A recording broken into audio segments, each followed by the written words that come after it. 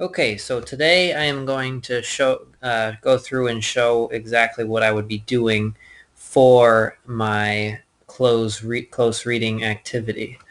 So I'm on the News ELA website, which is what I was talking about.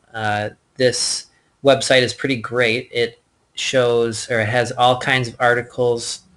Uh, there's all these different topics: War and Peace, science, kids, money, law, okay, all of those things. And students can go through and find articles that interest them, which is one of those key components for successful close reading um, in the classroom. So the very first thing that I'll have them do once they've logged on to News ELA is go over here to this little magnifying glass, okay? And this is where you can filter out different levels of reading to find the most appropriate reading level for each student. So I have 11th and 12th graders, so I'll go ahead and filter that to 11th and 12th. And that'll filter out all of the articles that are not to their reading levels. The other thing I'm going to do is go ahead and click this little box here that is going to only allow quizzed articles to show up for the students. And so there's 379 results here, and they go anywhere from present day, and if you scroll down, they go all the way back to, I mean, these are in August here. So there's all kinds of articles, and they upload new articles all the time. So I'll have the students go through and find an article that really interests them. And then I'm just going to click this one. So Yosemite's visitors, bears get an equal education. So I'm going to go ahead and click this article. And so from here, their screen will look a little bit different, but from here, they can go through and start reading the article. Okay, it shows over here, these are the Lexile measures, which measures their reading levels of each student. So it's set for an approximate Lexile level for 11th and 12th graders.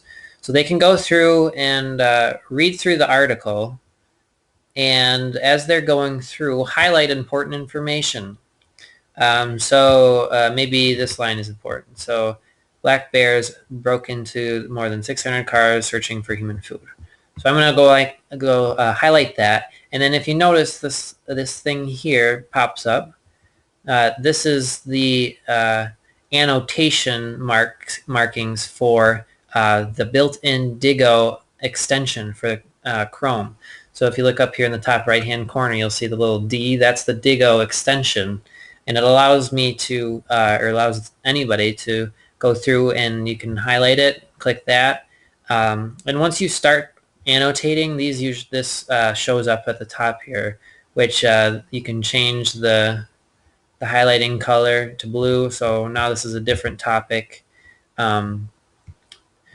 Today, Yosemite most remarkable wildlife success stories, bears are behaving better. So I'm going to go ahead and highlight that. Now this should turn blue. Okay, so different idea. Okay, so they can go through and mark up whatever they want. Okay, that's important. Oh, let's leave a comment. Well, there's another one that will create a sticky note here. You can say this part here is really important. Okay, so you can save that and then drag it to where next to whatever paragraph, and then when you hover over it, it'll show up here, and you can click on it to add more. Okay, so now once they've gone through and read the whole thing all the way to the bottom, there's a little quiz button here, and you can click on that, and then the students can go through and read the quiz. Let's see, I'm going to try and X out of this. Hopefully it doesn't stop the video. Okay, so now over here there's a bunch of questions. So and it's looking like the answers are already selected for me because I'm on my teacher page. But so select the paragraph in the selection. The relationship needed to change that describes the reason for bear problems in Yosemite. So they can go through and, okay, so this is the section on the relationship needed to change. Go through and they can actually highlight this, and it won't highlight it for them originally, but they can highlight the important part. So we'll go to the next question. Okay, what steps do rangers and wildlife biologists take to handle bears who wander near a campsite? Well, instead of just having them choose a question, you can say highlight the answers in red. So let's go through. They chase them away. Well, let's look through, try and find that. Okay, well, I'm just going to use this as an example instead of actually finding it. Okay, so here's the answer in this sentence there. So I'm going to highlight that in red. Okay, so that section is where I found this answer. And they can go through and do that for each and every question. And this is a really helpful tool. So from there, they can go up here to the Digo app and actually save this for later. So, or share it with the teacher. So I can hit the share this page button, and you can email it to the teacher, or these other ones maybe are less useful. You can share it with the teacher, so they can put my email in there. And so yeah, that's pretty much it.